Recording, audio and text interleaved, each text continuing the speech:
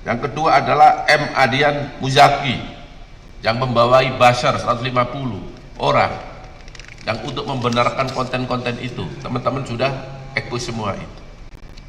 Itu semua diakui. Makanya dia dengan sukarela membuat pernyataan dan minta untuk ditayangkan.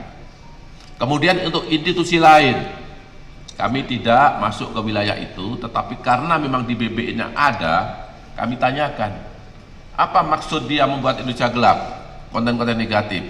Apa dengan kaitan RUU TNI? Nah, ini kami tidak tahu ya, yang tahu yang bersangkutan.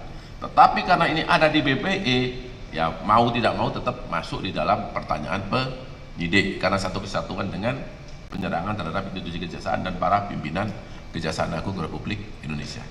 Saya cukup ya. Baik, saya kira jelas ya. Ada yang lain? Silakan.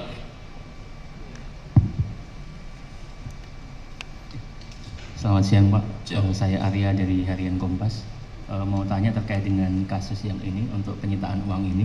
Kan terdakwa itu ada 3 korporasi Pak, ini kan baru Wilmar Group. Lantas bagaimana dengan grup yang lain, yaitu Permata Hijau Group dan Musimas Group? Apakah mereka juga mengambil langkah serupa? Itu saja Pak, terima kasih. Baik, silakan Pak Dirtut. Terima kasih Mas Arya. Jadi betul, saya perjelas juga. Perkara ini ada 3 grup yang total korporasinya sebenarnya adalah 17 korporasi. Untuk Wilmar ini ada 5 korporasi yang tadi sudah kita sampaikan. Terus kemudian untuk Permata Hijau itu ada 5 korporasi. Kemudian untuk Musimas Group ini ada 7 korporasi. Nah, saat ini yang telah mengembalikan kerugian keuangan negara akibat perbuatan korupsi yang dilakukan oleh kelima grup Wilmar telah utuh dikembalikan. Nah, untuk Permata Hijau dan Musimas Group kita berharap ke depan mereka juga melakukan pengembalian seperti yang dilakukan oleh Wilmar. Nah, nanti akan kita rilis juga seperti ini kalau ada pengembalian yang dilakukan oleh kedua grup tersebut. Terima kasih. Ya, saya kira jelas ya. Yang lain, satu lagi, cukup? Silakan, Mas. Terima kasih Pak Kapus, izin menambahkan tadi. Tadi kan udah disebut kayak Permata Hijau Group dan Musimas Group itu belum sama sekali atau sudah sebagian. Ini kan dari 11 triliun ini kan saya lihat bagian dari tuntutan uang pengganti oleh jaksa penuntut umum ya.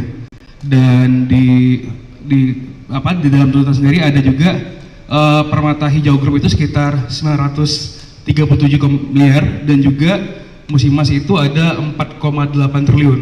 Ini mereka sudah mengembalikan sebagian atau tidak sama sekali atau bagaimana? Itu yang pertama.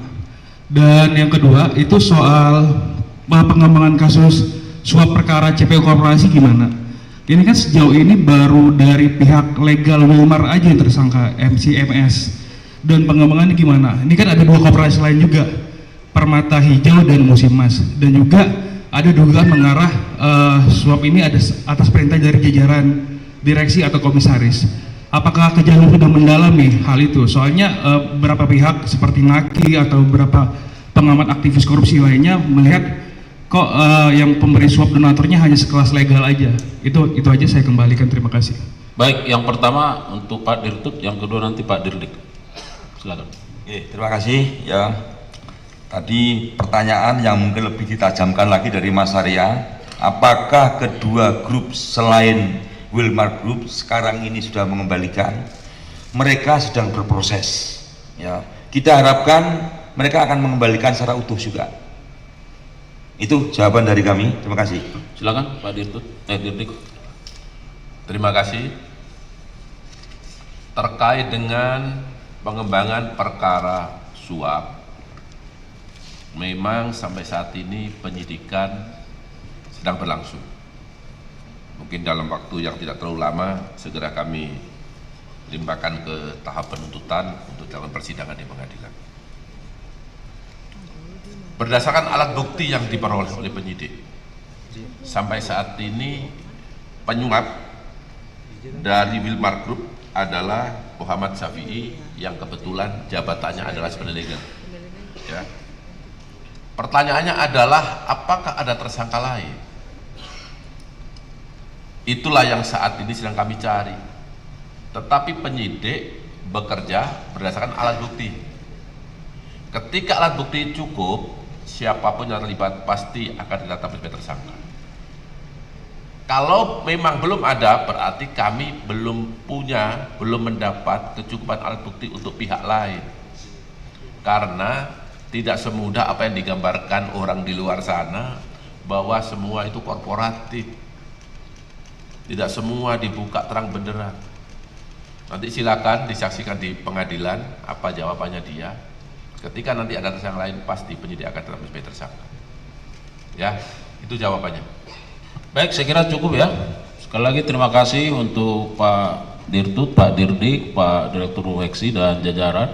Sekali lagi terima kasih yang tulus kami sampaikan kepada rekan-rekan media dan seluruh lapisan masyarakat yang selama ini telah memberikan dukungan yang terbaik bagi institusi kejaksaan yang terus bergerak ke arah yang lebih baik. Semoga dengan upaya-upaya kerja keras kita ini, maka bagi kami masyarakat akan terus terlayani dengan kinerja-kinerja terbaik yang akan kami torehkan secara terus-menerus. Sekali lagi kami terus menginginkan ada dukungan dari media, dari masyarakat. Kita bersama-sama melakukan penegakan hukum yang bermartabat dan tentu sesuai dengan kapasitas kita masing-masing. Sekali lagi terima kasih, salam hormat. Kalau ada kekurangan mohon maaf. Billahi taufiq wal hidayah. Wassalamualaikum warahmatullahi wabarakatuh. Waalaikumsalam.